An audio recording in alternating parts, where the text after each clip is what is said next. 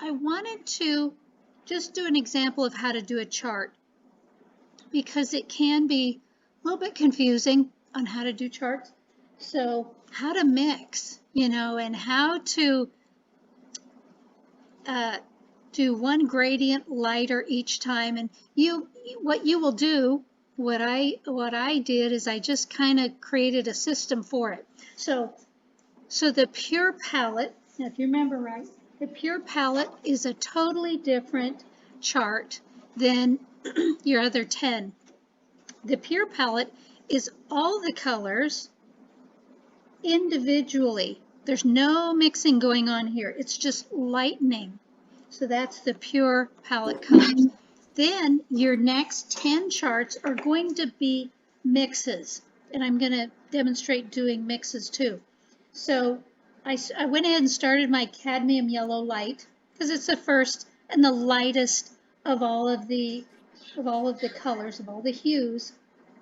And with the mixing chart, just to review this a little bit, now the first one is cadmium yellow light because that's the name of the chart. And then with the next one is cadmium yellow light. It's going to be your dominant color mixed with Indian yellow. So in my instructions, I said you can go like 4 to 1. That's just kind of an approximate. I don't want you to get out a little mini measuring spoon and try to do it perfectly. You'll kind of get the hang of it. And so with this next one, as you can see, it's a little bit warmer because with cadmium yellow light, I added a little bit of Indian yellow. Now, Indian yellow is pretty wimpy. It gets almost completely absorbed by the cadmium yellow light. So I might have added just a smidge more Indian yellow just so I could see the difference. And then what you do is to that mix, you're going to add a little bit of water and see what you get. And then to that mix, a little bit of water and see what you get. So what will happen as you go down, it's going to get lighter and lighter. Is it going to be perfect? No. No matter how much you measure, it's not going to be perfect. As a matter of fact, this square and this square, they almost look identical. There's something I can do about that. I could actually lift off a little bit of this. Now the danger in that is if it's an easy lifting mix or pigment, it may take off too much. So you kind of just want to get an idea of how these mixes interact. So let's start with our pure palette colors. I'm going to go ahead and I'm going to start with cad yellow light and get my mix up, and I'll just show you my process. So I work with, here's my cad yellow light. I'm going to give myself a little bit of fresh here. Now, if you have your chart ready to go, and want to follow along, you certainly can. And what I'm going to do is I'm going to create a little mix of just cad yellow light right here. I'm going to pick up a little bit of cadmium. The thing is, you don't need very much because you're not going to be covering a lot of surface. I'm just going to add maybe 2 drops to this tiny mix here. And I'm using just an old junky brush. I like to use an old junky brush for my mixing whenever I can. Just because, just for wear and tear on my brush. Not that, I mean, your brushes are meant to be used. So if you don't want to do that, you certainly don't have to. So now I'm taking this is a size 6, which is not very big. And I don't know if I condition my brush. And so this first mix, I want it really intense because I want to see what cadmium yellow light looks like at its most intense. So this, I would say, is the consistency of like a heavy cream, maybe half and half. And I'm just going to rake off 1 drop. So if we're going by my numbering system, this is about a number 9. I'm going to turn it this way just for here I am in my cadmium yellow light. line. And I'm going to grab a little bit more because I want to practice my flat washes. If you remember flat washes, you put color on there. And so I did not water this down very much because it's an opaque paint. Now your transparency, if you remember right, is you need to have a little bit more water mixed with them just so you can see their full vibrancy. Okay, so there's my, if I have a little puddle at the bottom, I'm going to vacuum it up by drying off my brush and just vacuum it up if there's any. Okay, so now I want to lighten that up, about a value, about one value. So I'm going to, here's my puddle right here. I'm going to add, let's say 3 drops. I'm going to use my brush. You can use your dropper, but that's going to add too much water. So here's my brush. I'm going to add about 1, 2, 3 to the corner of my puddle right here. And I'm going to drag some of that color in there into my mix. So because I've added water to my original mix, that's going to lighten it up because I'm adding water. So I'm just going to tap off 1 drop, come back to my chart. So I'm adding 3 drops. Sometimes I add 2 drops, sometimes 1. Because your mix, as you go down, is going to get more watery because remember, you're lightening it. You're lightening your mix. Now, the other thing you want to remember is when you first put that paint down while it's wet, it's going to be darker. Watercolor lightens, I tapped it off, watercolor lightens as it dries. So there, and it's becoming more transparent. Remember, our cadmiums are very opaque. So I'm going to do my next one down. Remember, we're getting lighter. So I'm going to add 1, I think I'm going to do 2 this time, 2 drops.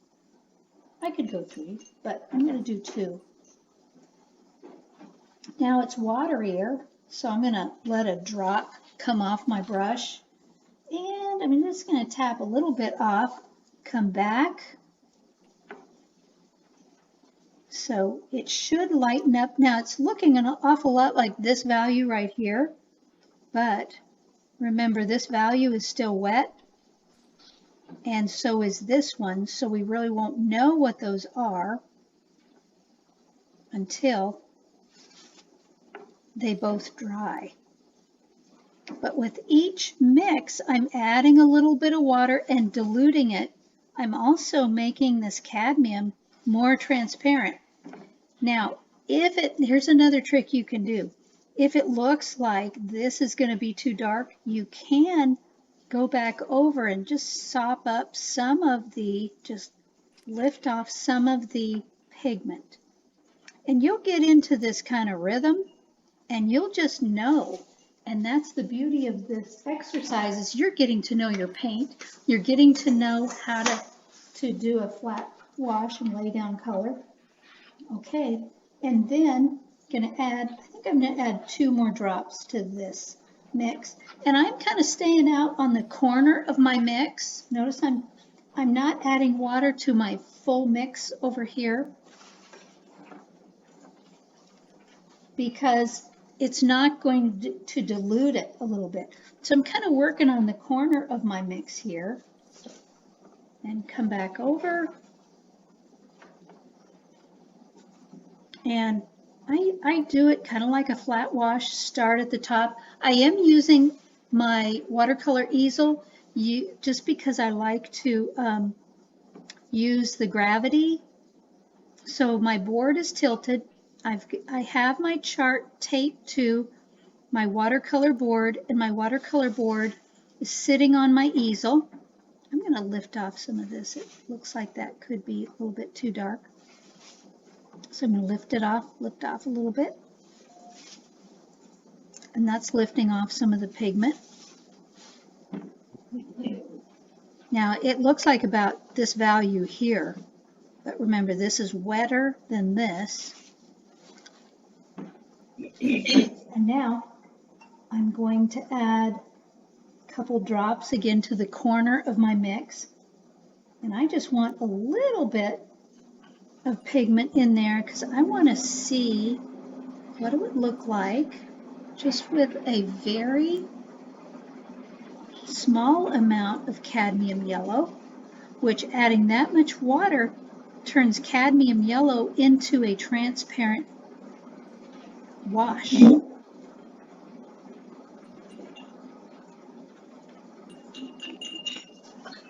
Okay, so, and as that dries, it should have a gradient going on. We should have different grades so that we can see what our cadmium yellow light looks like. So the way I have them listed across the top is I start at the top of the color wheel and just go around. So there's my cad yellow light, and then next to cad yellow light is Indian yellow, and then cadmium orange, cad red light, and then my magenta that is between cad red light and then dioxazine purple or violet, ultramarine blue, phthalo green, and ivory black. I've included ivory black for several reasons. Ivory black can be a very useful color. And if you ever gravitate to oil paint, you already know the characteristics of ivory black, because I want this color study to cover not only watercolor, but oil paint, and know the what ivory black looks like. So, okay, now I'm just going to do a demonstration of a mixing chart. So because the next one, let's go back this for a second. So the next one you will do on your pure palette colors is you're going to do the exact same thing with just Indian yellow all the way down. Make a mix, do it the same way as I did on my palette.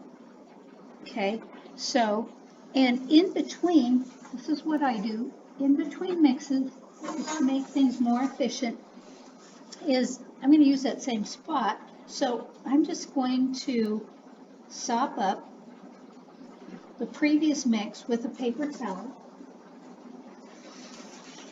And I'm going to make sure it's nice and clean,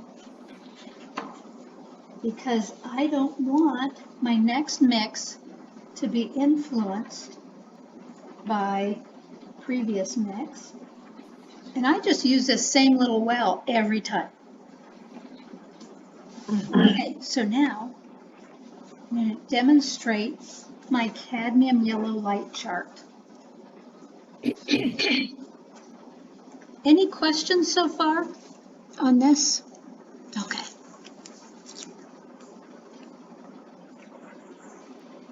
Just giving you some little hints on how to do this just to make it faster.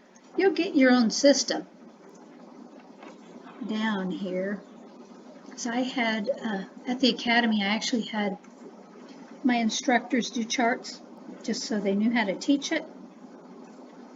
It's interesting how they all kind of had their own system, and some of them had already done charts in art school. Some of the real classical schools, they do like 50 to 100 charts using all the colors they have. And you can use convenience colors too. Like let's say you have a Holbein olive green. You could do the same thing. You could make a chart with olive green and all of these colors. You could have hundreds and hundreds of charts. Okay, so I already have it started. Just a straight cad yellow light, just like what I did, because it's the cad yellow light chart.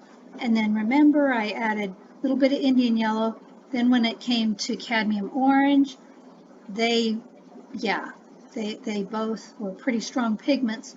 So, so you can see what happens with cad yellow light mixed with cadmium orange, and then with water added to that mix, and more water and more water. So this time I'm going to do it with dioxazine purple or violet, and I'm going to take my cad yellow light, and I'm going to put it in the same well. It's probably more paint than I need. And like I said, I'm not using very much paint at all, because remember, you're watering it down as you go. So a little bit goes a long way. So I suggest start out small. Okay, then I need my dioxazine violet. I'm gonna freshen up my palette a little bit here and go in and pick up what I would consider like a fourth. You know, in my instructions I say 4 to 1. And the reason is everybody's going to get their turn at being the dominant color. So this is cadmium yellow showing off. So I'm going to take about a fourth and just dab it a little bit into my dioxazine violet over here. You can see down in the corner. And I'm going to add it to my cad yellow light. Look at that. So we know that purple and yellow are complements. And when you mix the two, they will neutralize each other. So you're going to get like a gray or something very neutral, very natural. And this turned out to be kind of green. And the reason is our cad yellow light is pulling blue from the light spectrum a little bit. That's what makes it cool and turns a little green. And the blue in the dioxazine violet is showing up to create kind of a greenish neutral. It's kind of ugly, frankly, but it's useful for foliage. Okay, so I'm going to load my brush, just kind of rake it off a little bit here, and then let's put it on our mixing chart here. So this is going to tell you, if you hang these in your studio, this is going to tell you what these two do. So let's say you're working on a painting like a floral or something, and you've got this kind of army green color. You could go look at your chart and say, oh, that's a perfect. And you'll notice with all of these cadmiums across the top, they're pretty opaque. That's because our cad yellow light is very opaque. And so even though dioxazine violet is transparent, it's caused that mix. You can see it there, but it's a real neutral, kind of army green. Okay, so now I'm going to go in and I'm going to add, I think I'll do 3 drops into the corner there. I need to drag in some of that. I don't want it to be too watery yet. Then I'm going to come over to my, and it's becoming transparent. You can really see the transparency because of the water.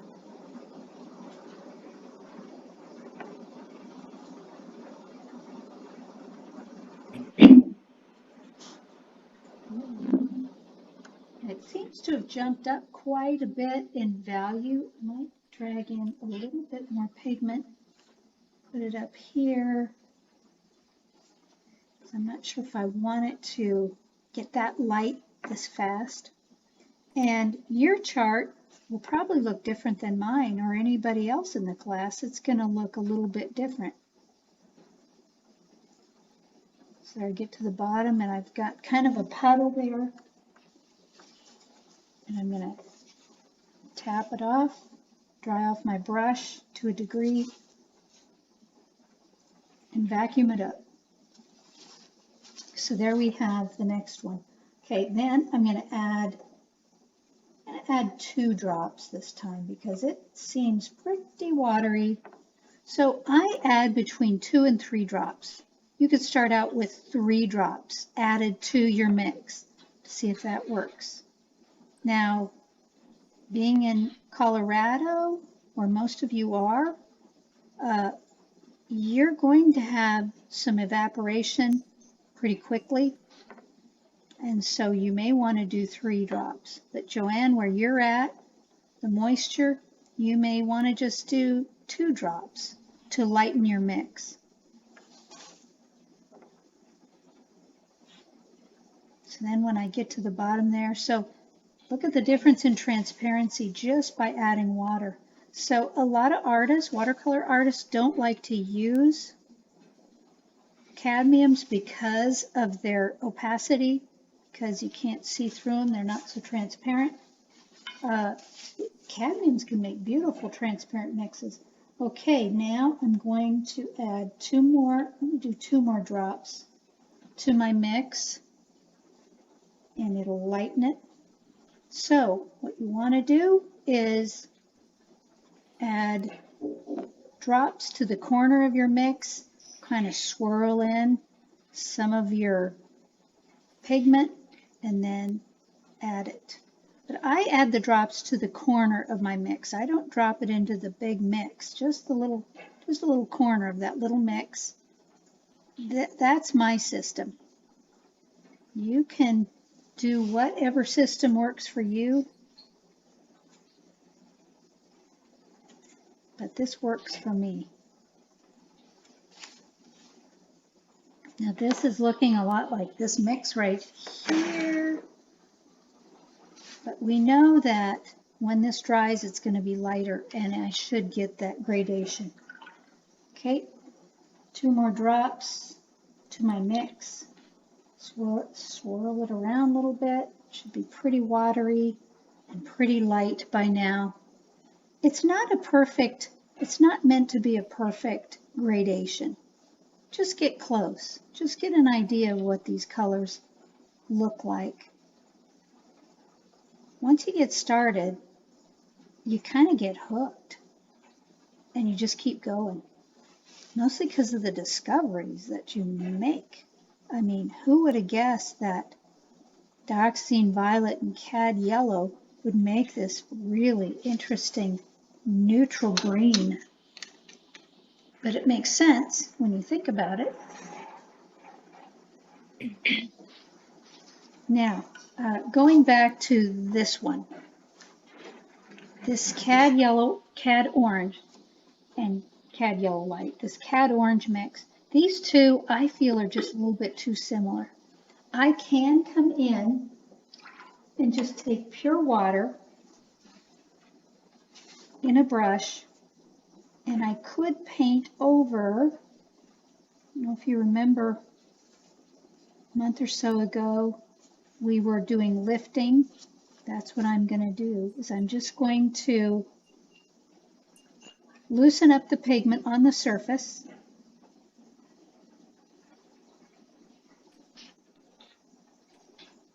And I'm kind of running my brush through it a little bit to loosen up those surface pigments. And then I'm going to take a dry paper towel and I'm just going to dab it on there, and it's lifted off a little bit of my pigment. So then I'll have a better gradation. So that's one thing you can do. And I waited for it to dry, and it's going to dry a little bit more, so you should be able to see it. And I could even take off a little bit more with the next. I mean, if I wanted it even lighter, I could take off a little bit more. So that's one thing you can do if you end up with 2 that are too similar and you want to see it a little bit lighter, you can do that. Then, of course, the next one would be my Cad Yellow Light, my dominant pigment mixed with ultramarine blue. Do that mix and just lighten it, lighten it, lighten it, and lighten it. Okay, so that's how to do your charts. But if you stay with the 4:1, you'll get pretty close to what those mixes should look like. So if you look at your little mix, like my pile of cad yellow, and I take just a little bit of dioxazine violet, I know that I have less dioxazine violet than what I picked up with cad yellow. It's not a perfect system, but if you go 4-to-1, for the most part, it's okay if it's too much darker or too much lighter. You can experiment then too, and that's part of the learning process too, is create a mix and then you're like, I'm not sure about that. Then do the same combination in your next well and you're going to see two different colors. I mean, it's kind of an infinite thing that if you add just a smidge more of dioxazine violet, you're going to get a darker olive green. So what we're doing is an approximation of these mixes. It's just an approximate of what happens when these two mix. We just want the mixes, you know, if you had a teaspoon, you want 4 teaspoons of cad yellow to 1 teaspoon of dioxazine violet. Now some of those, like you're going to find with your phthalo blue, when you get to your phthalo blue, it's going to take over your cad yellow light. That's okay. Now we know what a 4-to-1 basically happens when you mix those two together. So when you go to do your phthalo blue chart, you're going to have mostly phthalo blue and a little bit of cad yellow. You're going to see what that mix looks like with just a little bit of cad yellow. Let's move on to our wheels. Now what I'll do is I've got this mix here, it's still wet, so I'm just going to take, I know it's a waste of paper towels, I hate that, but sometimes you can use smaller wads of paper towels to mop up what's in that well, and then just start your next mix. But I like to keep it in the same well, because then it's less brain drain. Because if I do a mix here, don't clean that up, and then I go to this mix here, there's a chance I could accidentally pick up some out of this mix. So clean your well every time so that you don't accidentally dip into that one, because it's been done before. So yeah, so just use the same well every time, do the same process every time. And you'll just get kind of into a rhythm, and it gets really fun. Okay, we are going to, let's go to our wheels. So we are on wheel 8. This is our neutrals. We're still working in neutrals. Anything inside the color wheel is a neutral. So wheel number 8, transparent primary. Work with, we're going to observe our transparent colors. Now I do know that phthalo blue is also transparent, but we'll talk about that later. So I'm going to start by painting my rectangle of Indian yellow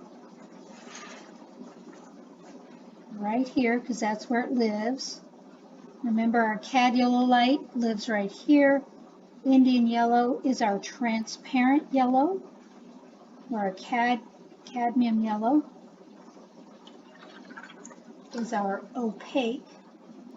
And then my other transparent color is the red is magenta. So I'm going to indicate that right here. There's my cool transparent red. These are all transparent. And you'll see there is a difference when we use transparent versus opaque. So you're handling this month, and if you work on your charts this next month, you're handling your pigments a lot. And that's how you get to know them. And then my ultramarine blue, I'm going to call that my transparent blue. I'm going to put that right here. because it lives next to my purple, if you remember, right?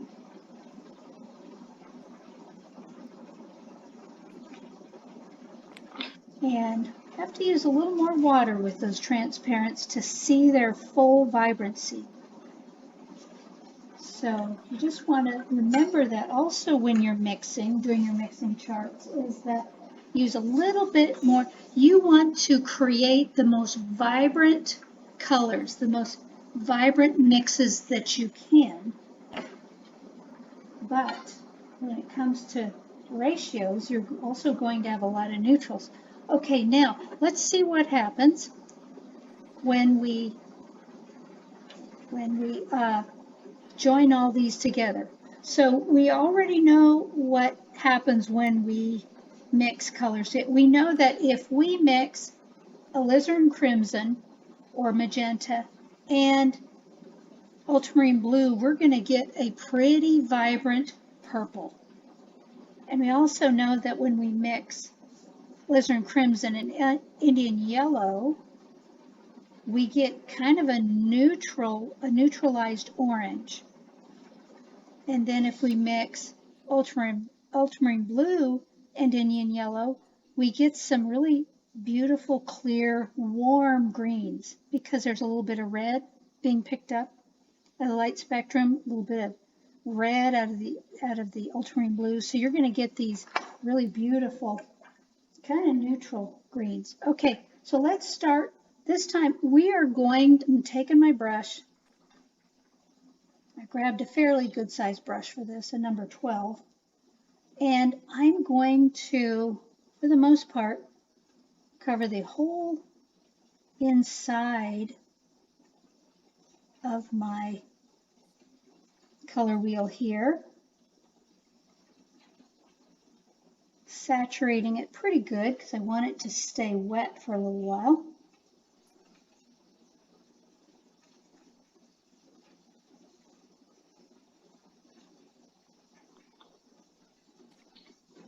Okay, then I'm going to start with my Indian yellow.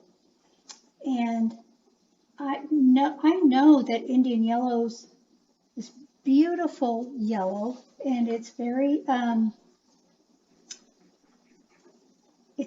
vibrant, but it's weak. I'm going to come in here. I'm just going to spread this Indian yellow, keeping in mind that I'm probably going to use more of the Indian yellow than the other colors because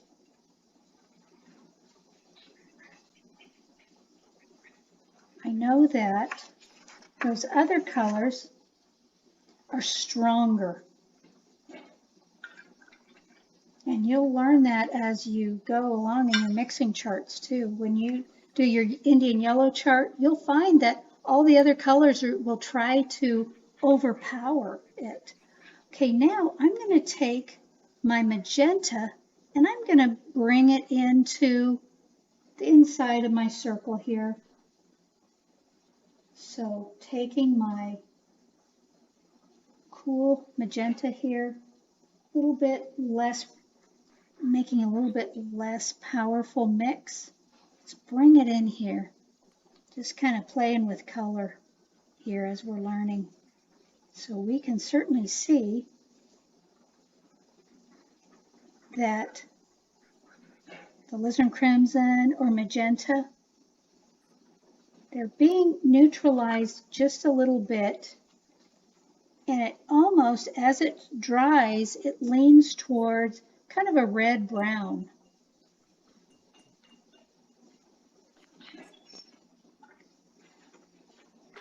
It'll get more brownish as it dries. Right now the pigments are kind of floating around, still reflecting back there. Then what we're going to do is take our ultramarine blue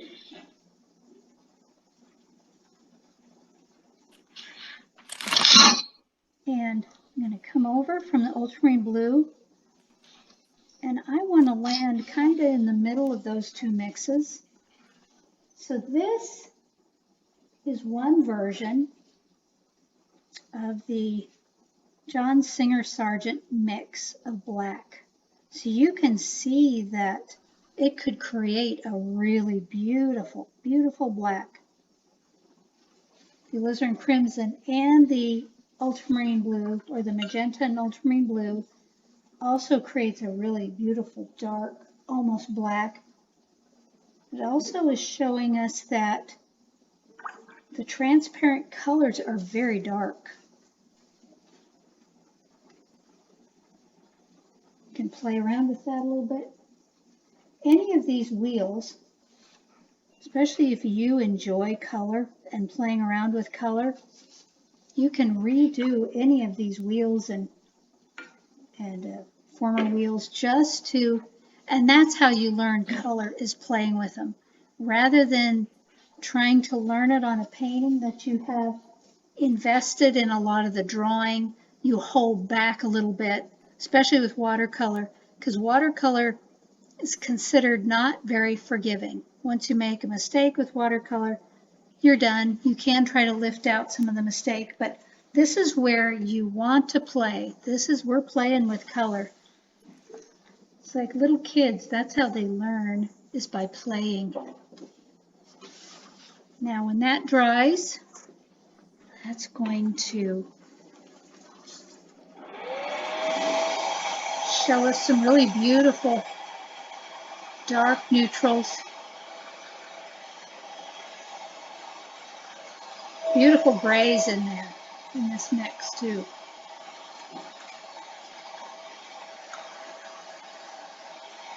You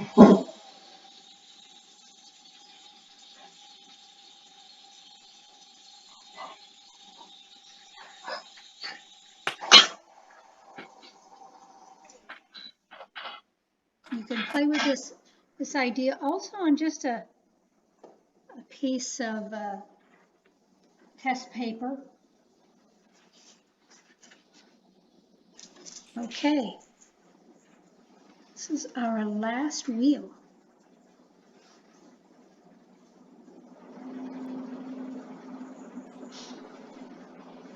Now here is our experiment with our opaque primary colors. Last one was our transparents. This time we're going to play with our opaques. The only exception is our phthalo blue. Now we could, and this would probably be a good time, I think we're going to do this. Let's make our phthalo blue into a cerulean blue, because that's the other color that you will see on an artist palette if we wanted. So what I'm going to do is I'm going to squeeze out just a little bit of white onto my palette, and I'm going to create a cerulean blue because I really want to study our opaques here. So I'm going to create a mix.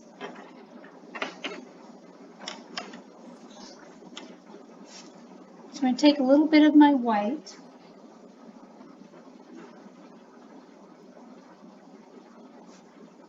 I'll make them blush here, a little bit more. Let's do that now.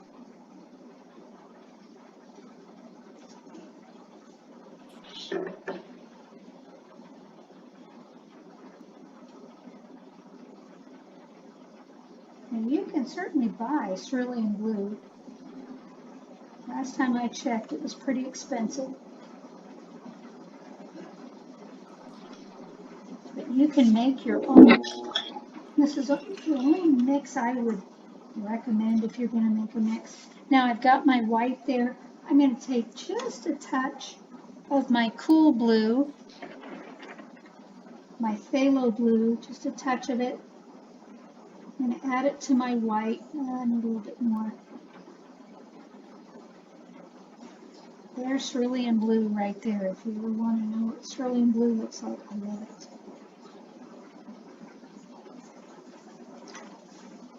And a little bit more though, because I am just not trying to be cheesy with my white here.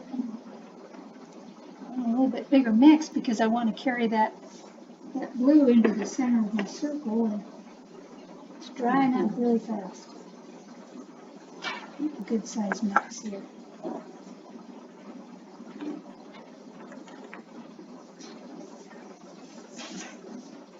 I mean, we could certainly do this experiment with our phthalo blue, but I want you to really see what opaques, how opaques interact with each other.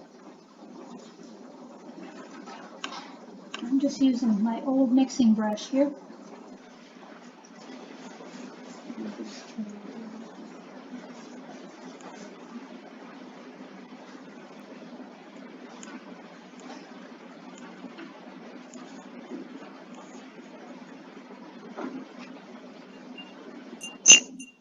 What we just made right there is called a gouache, which is a transparent, an opaque watercolor.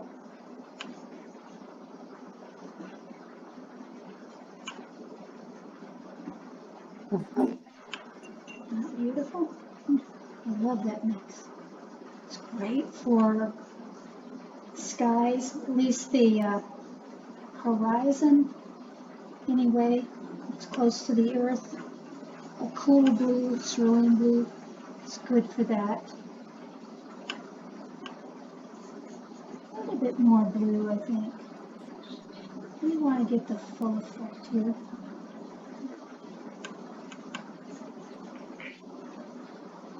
Kind of messing up. Okay, that's pretty good because I know that now with gouache, which is interesting, gouache will dry lighter than watercolor. Okay, so let's lay out our colors there. So we're going to start with our opaque yellow, which is our cadmium yellow light. Let's put that on our wheel. It's opaque. I'm repeating myself. I'm kind of doing that on purpose, just because it's confusing. Okay, my opaque red. I'm ready for my opaque red. Does anybody shout out what that is? Add red light. There you go. It's already drying up. Strange for you. It's our opaque red.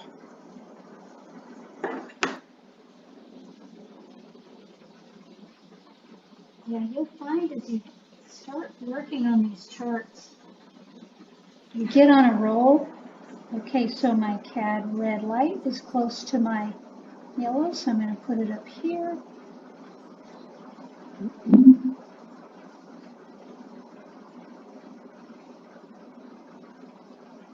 Now I'm going to take my opaque cool blue that I just made, my cerulean blue, and I'm going to put it in right here.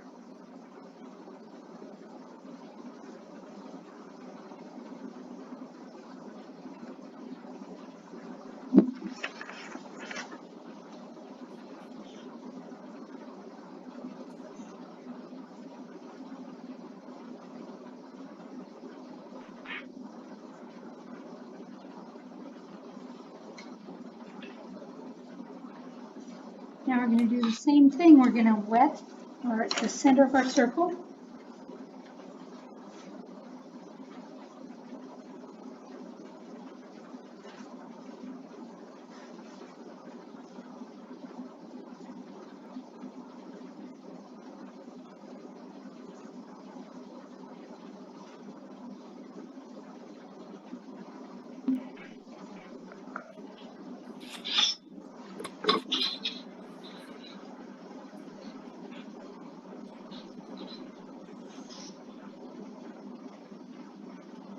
Saturate it pretty good because I want those pigments to kind of flow around in there and mix together on their own. I mean, I encourage them to mix. So there I've got my center wet. I'm going to start with my cadmium yellow. Do my yellow first. I mean, you could do any of the other colors. It's just easier on our water to, and I'm just going to kind of smush it around in there.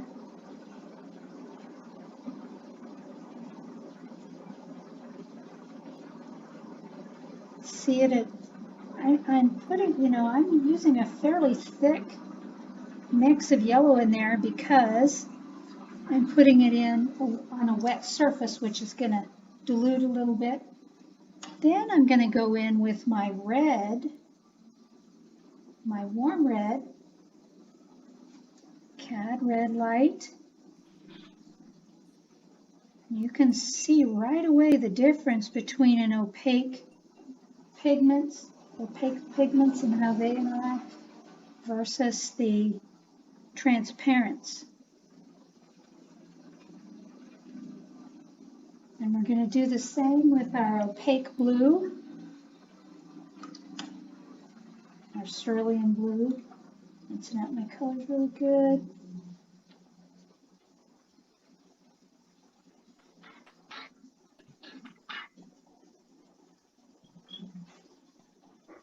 Anybody have an observation there, what you see? What? Anybody have an observation of what you see when all those three get together?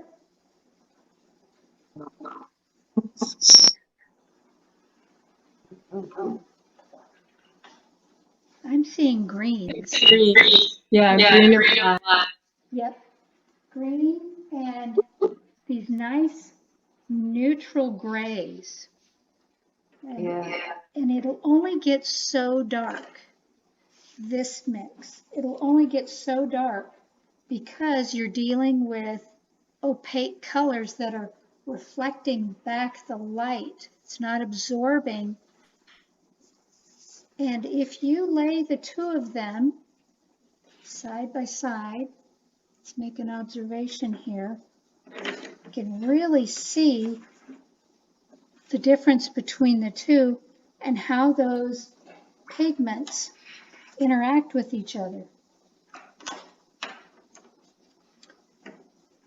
The other thing you'll notice is if you've had a chance to really look at like the old masters, they used a lot of transparent glazes, many glazes over the top of each other. So their colors were very transparent and three-dimensional because they would use layer after layer because their paints were transparent. So they used a lot of glazing.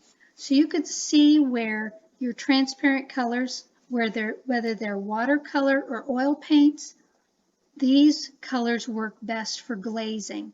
And we'll get into glazing in our watercolor classes, our future watercolor classes. So you can see where this would fit well with what the old masters, how the old masters worked. I'm talking Da Vinci, Rembrandt, even though he did more, some alla prima, but he used a lot of transparents. Bouguereau, who did layer after layer after layer. So this is a real traditional, these are real traditional colors. The colors on the right, which is our opaques, that is, when I look at these, I think of the Impressionists. Monet, Degas. They were more alla prima artists. They would do direct painting. They didn't do, very rarely, I don't know if I've ever read where any of them did glazes. So alla prima means they mix up the color and they put it down and they're done. Where glazing, you put one color down and then you do another color over that. My husband just started a bonfire out there. It scares me. I could just see this giant flame out my window. So anyway, you can see the colors that would be used with oil paint, especially as Impressionist. These are like old master glazing colors. Okay, that's our circles. You can take those, or wheels, circles. You can put those up in your studio, ponder them, study them, do them over as many times as you want, or just do these little exercises on your test sheets. You can do those same studies in Mini on test sheets. The more you handle your paints, the better. We're going to put some of this into practice here, talking about neutrals and complements. When do you use them? You know, there's a lot of ways to use complementary colors. One way is to use them in our shadows. So I'm going to create a yellow sphere here, and I want to create a shadow on it. There's several different ways that I can do it. Let's explore the best way to create the most beautiful, colorful shadows. And it's usually, almost always, it's usually with the complementary color. So to create a yellow sphere, I'm going to use Indian yellow. You can follow along here.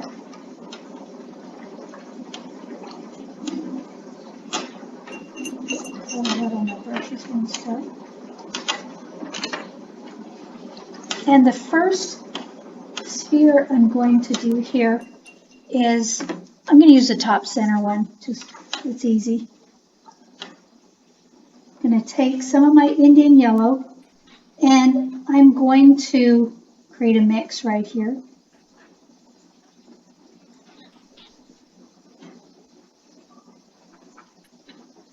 Straight, I'm just going to go straight Indian yellow and create a fairly thick mix there. Heavy cream mix because I'm going to be applying this on a damp surface, so I want it pretty thick and dark.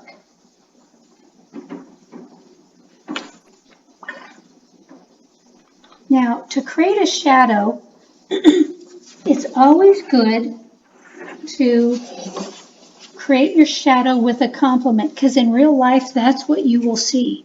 If you observe, in real life, you will see the complementary color in the shadows. So I'm going to make a purple, so I'm going to make two different mixes because I'm going to use both of them. So we know that the complement of our yellow, our Indian yellow, is purple. So I'm going to take some of my dioxazine violet, I'm going to put it there. But it would be pretty harsh if I just used straight purple. So I'm going to mix in for a more natural shadow of my yellow sphere, you want to mix in a little bit of your Indian yellow. So there I've got this really kind of neutral, it's a beautiful brown there.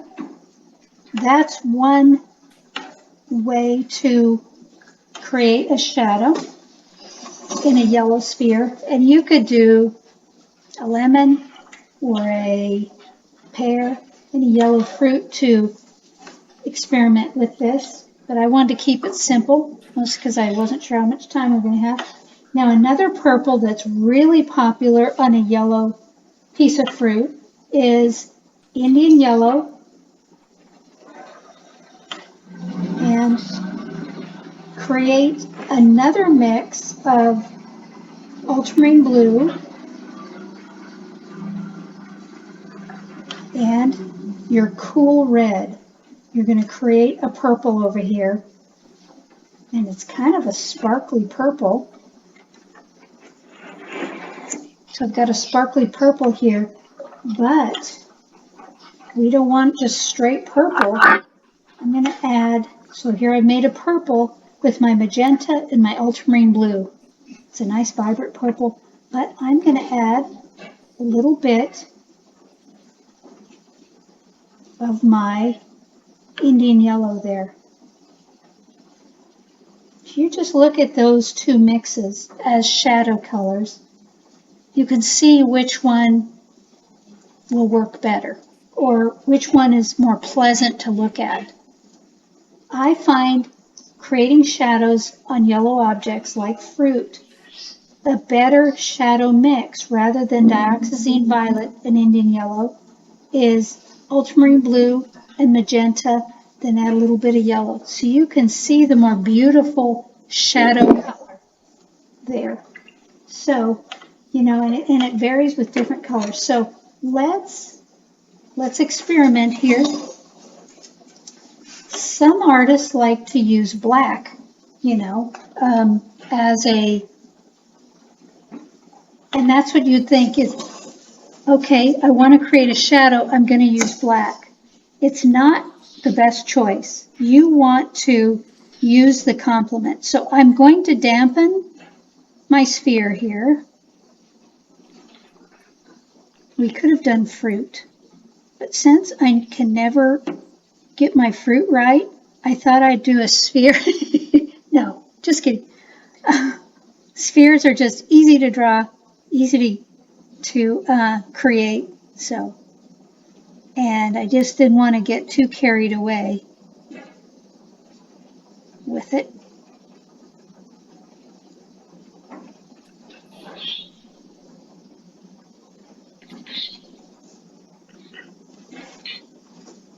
So there I've dampened my surface. You can see I've dampened my surface, letting it just kind of soak in there for a little bit. Then I'm going to pick up my Indian yellow, just straight Indian yellow, and going to cover my sphere here, kind of smooth it out best I can. Now I'm going to say my light source is coming from the left, so I'm going to coax my Indian yellow down to the right to begin my shadow. You could even rinse out your brush and lift off a little bit right here for a light spot.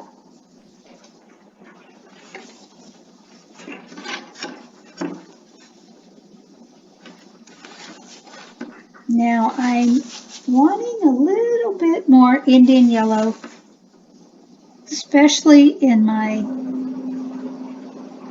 the kind of terminator area or dark lights, because that's where you're going to see your brightest local color.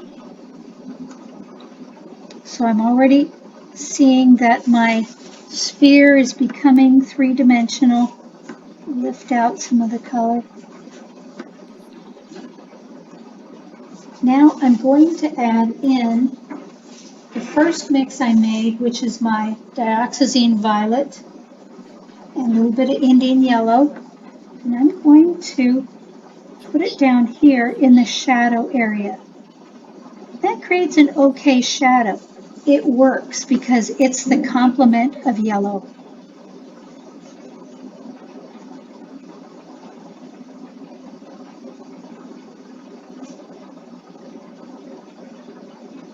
Just kind of coaxing it up a little bit so that most of my shadow is down here on the right.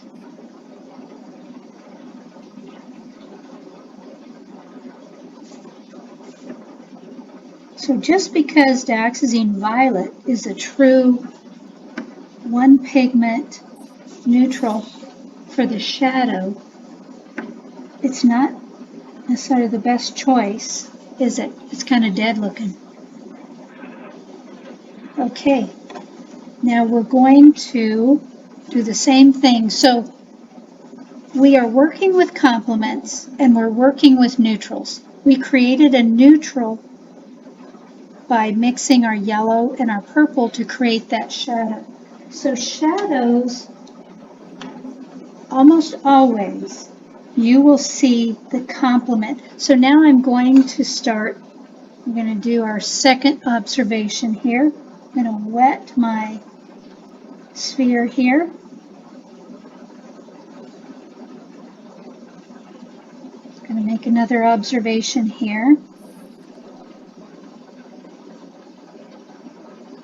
So the conclusion here is many times your best shadow color is a mix to create a mix of your neutrals. You're creating a complement by creating a mix.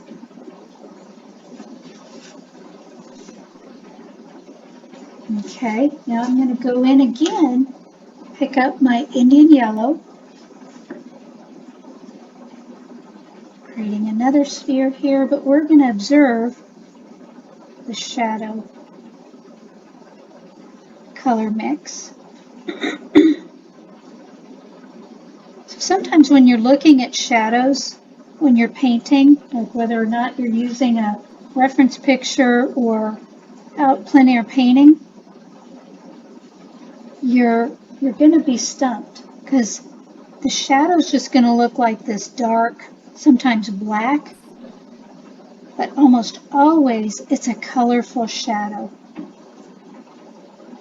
And you can automatically start asking yourself, okay, what kind of colors am I seeing? And more than likely, it's the complement.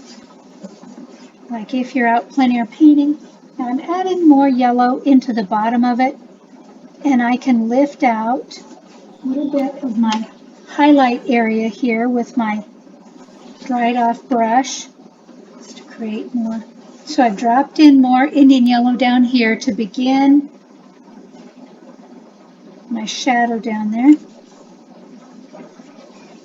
Now I'm going to take my preferred mix that I made with my magenta and my warm blue, magenta, ultramarine blue, or alizarin crimson, ultramarine blue, because this purple here is it's a more beautiful mix.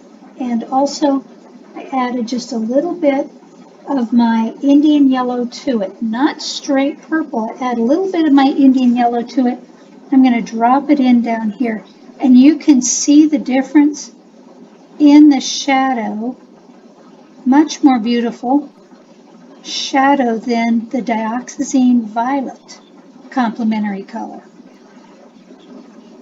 I'm kind of drying out here a little bit. It doesn't want to move quite like I want it to. Okay. So then the person asks, okay, what about the cast shadow if you're going to create a cast shadow down here? A lot would depend on what surface that sphere or that lemon or that pear is sitting on. If it's a wooden surface, you're going to take some of that color. If it's a white surface, you can use this same mix, exact same mix, and use that. It's going to look very natural. If it's a white surface, you can just use that same mix to create that cast shadow. So there's a way, there's an example of how to use your knowledge now of complementary colors. In shadows, you're going to use the complement, and you want to experiment a little bit with what combinations, whether it's a single pigment or more than one number pigment by mixing like we did with this one. So this one's a far more beautiful shadow than the dioxazine violet. That's just what it is in the yellow world. Now there's another way to create dimension, and that is to glaze it. So this time I'm going to, this time I'm going to put my shadow down first, then dry it, and then put my yellow over it. And that's how I paint. I do a lot of glazing. I love glazing. I love layering. Glazing and layering are the same thing. You lay color over another color. This is this is mostly what botanical artists do, not all of them, but they will lay down a glaze or a layer of the shadow color first, then we dry it. I need to mix up a little bit more here. Take my ultramarine blue, magenta, and add just a touch of my Indian yellow in it, not much. Very vibrant. Now I'm going to drop it in there, in the shadow area. Just drag it around there. This way of using your complementary colors for shadows will create depth. It's amazing to me how sensitive the human eye is to layers, even though this is like microscopic layers.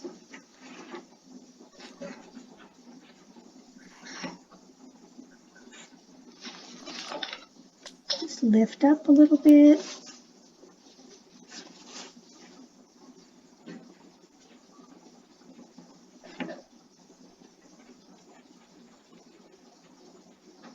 This first layer, you can play around with it a little bit, where if you have any more colors layered on there, you don't. You don't want to.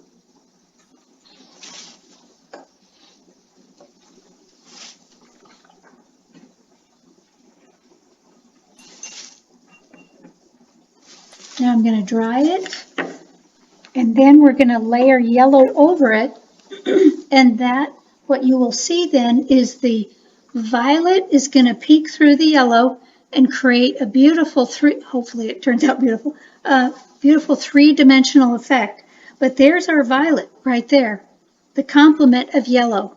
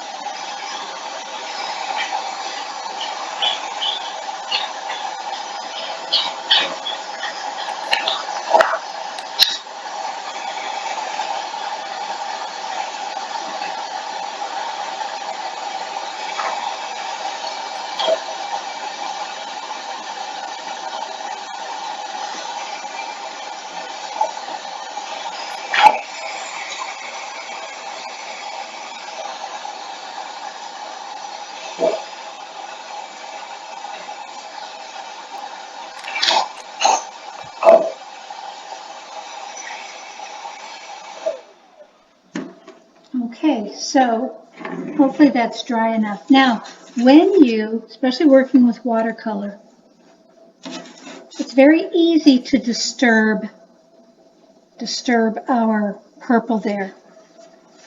So what you want to do is work fairly quickly. I need another well here to clean that up.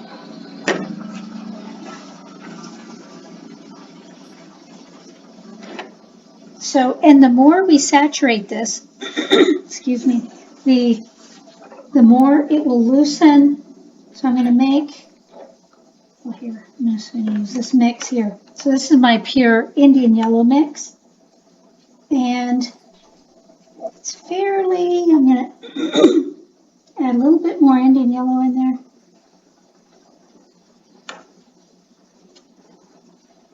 And my brush is not loaded too much. I would say it's probably about a number 5. Load it. And then what I'm going to do is I'm going to put it on in the light area here. I've got a little bit of thyme. Add a little bit of water to that. That's almost a little bit too thick. And then as I get close to my shadow area, work quickly to layer over it. And I'm picking a little bit up in there. And start with some clean yellow here, because as I get down into the violet there, it's going to try to pick up some of the purple. So I start in the area that has less purple in it and working quickly so not to disturb. See, I just resaturated that purple, so I'm kind of staying away from it. But you can see by glazing over the neutral, the more three-dimensional effect you can get with glazing. So there's our complementary colors there. Now I want to lift out the light area here. It's got a damp brush, lifting that out.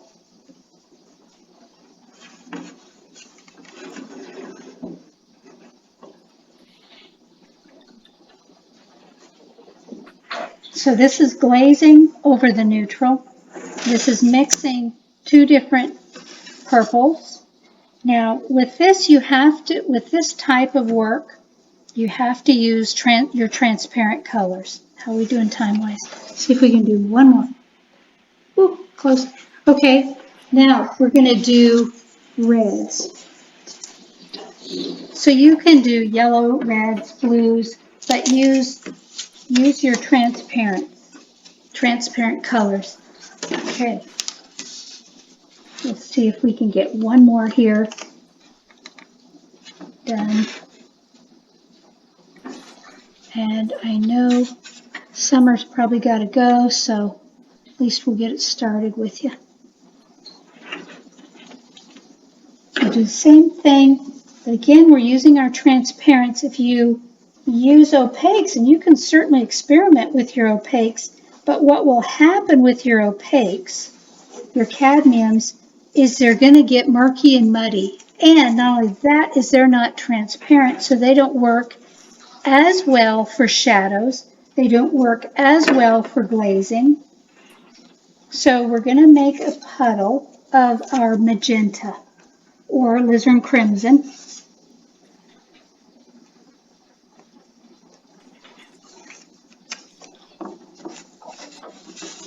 Using your neutrals and your complements for shadows. So when you're looking at shadows, look for those complementary colors in the shadows. I'm going to clean up a little bit here. Need more mixing area.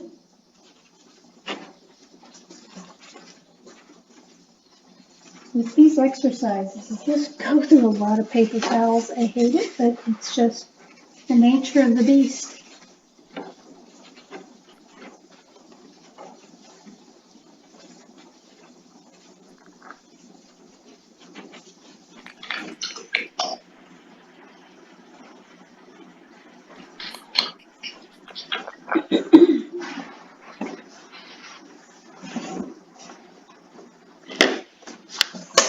Okay, I'm going to take my magenta and I'm going to make a good size mix of it. Well, not mix, but puddle of my magenta because I want to use it in 3 different spheres.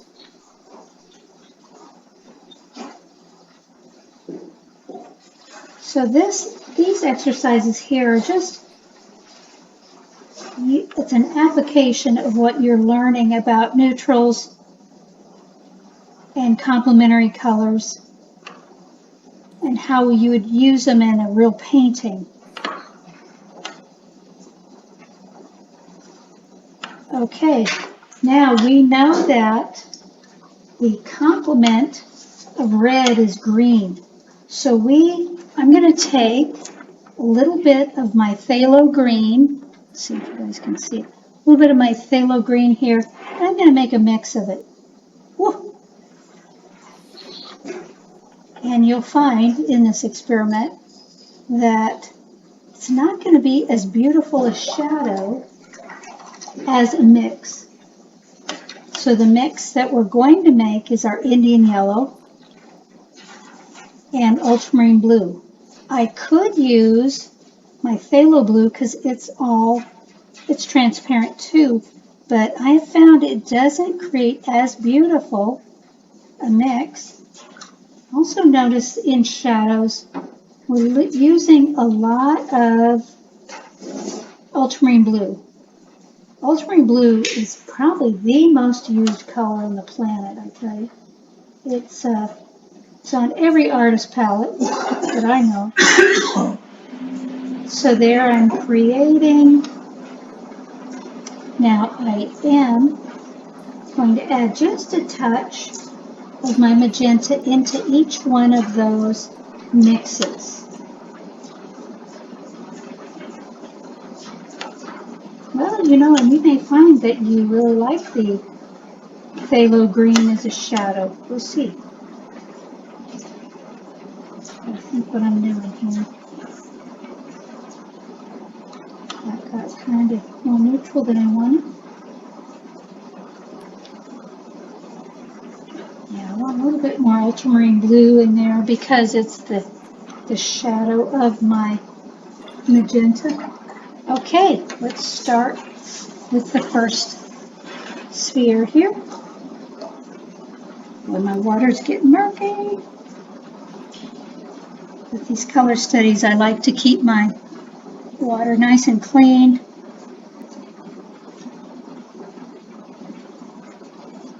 I'm going to do the same thing as we did with our Indian yellow. Just take note that all of these are done with transparents, not opaques. You can experiment with opaques, just see what you get. Okay, I'm going to take my magenta and I'm going to make a magenta sphere.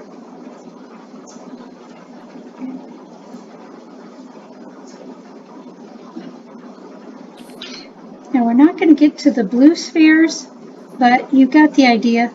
You can do a blue sphere on your own.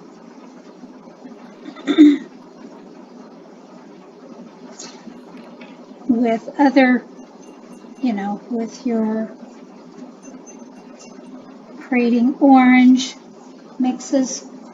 And I'm gonna, because my shadow's down at the bottom, I'm gonna lift up some of this magenta here to make the top of my sphere a little lighter.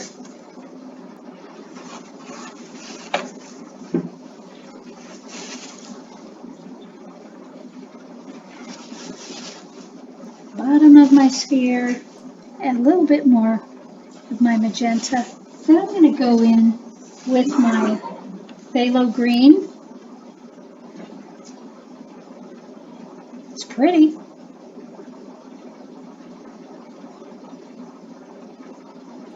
But not real natural. But you may like it. There's nothing wrong with that. Now you could, if you're not getting a very good highlight, you could take paper towel.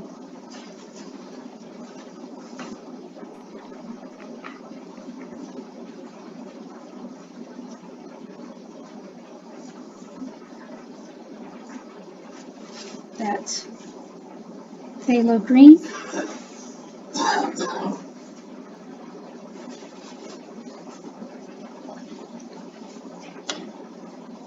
What I'm going to do is, so that this one's drying, I'm going to go ahead and do my glazing. So that's drying while we do our other sphere. So remember our glazing sphere, we're going to put in a shadow, kind of a green shadow with our mix. So that's drying while we're doing our other sphere. It just takes a little bit for that to dry. I'm going to take my ultramarine blue mix and my Indian yellow mix. It's mostly ultramarine blue. I'm going to let that dry while we're doing our other one. Just observation here.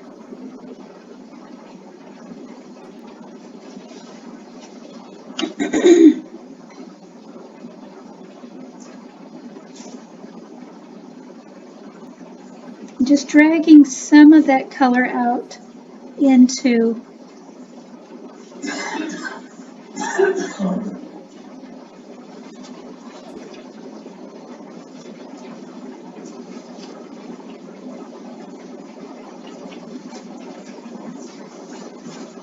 I'm going to let that dry.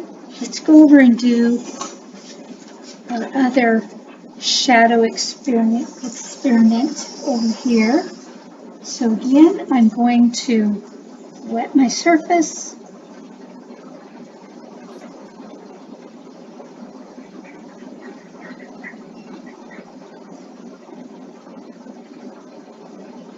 The only experiment I haven't done is black.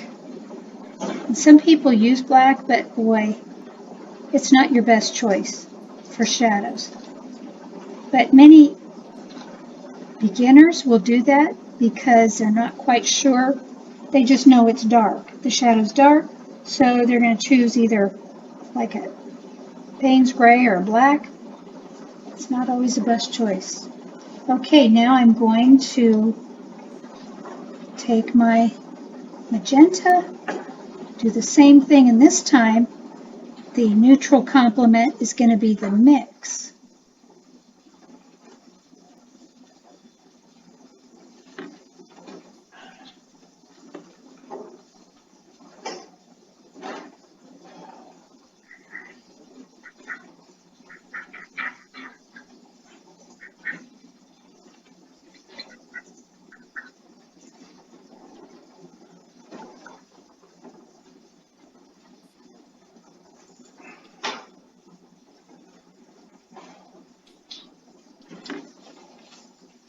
I'm going to try to drag, lift and drag, because I want the bottom of my sphere here to be darker to begin with.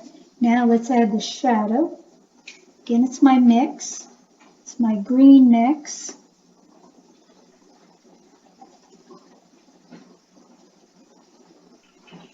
What's interesting about magenta, it really brings out the blues. It's just the way some pigments interact with each other.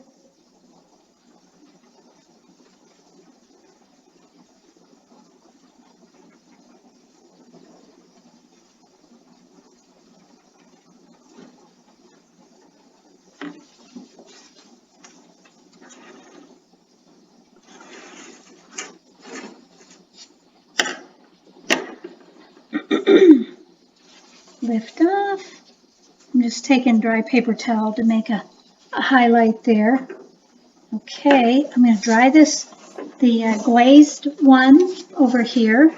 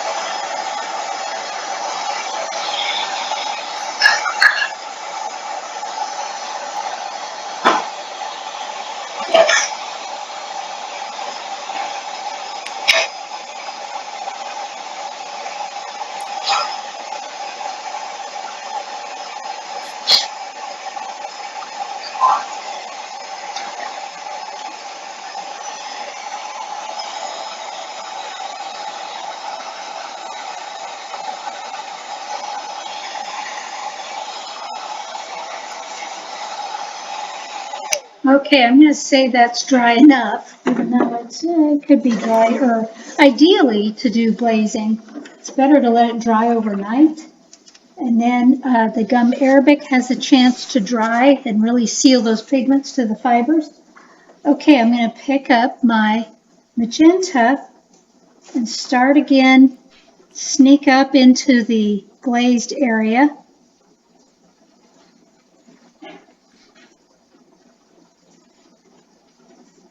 Because once I hit those neutrals down there, it's going to try to neutralize my magenta there.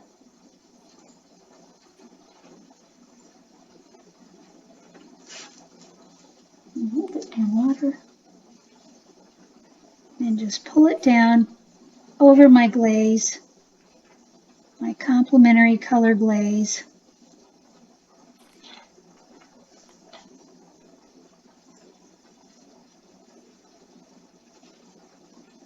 Look at that, how that radiates up through that color. Glazing is just the best.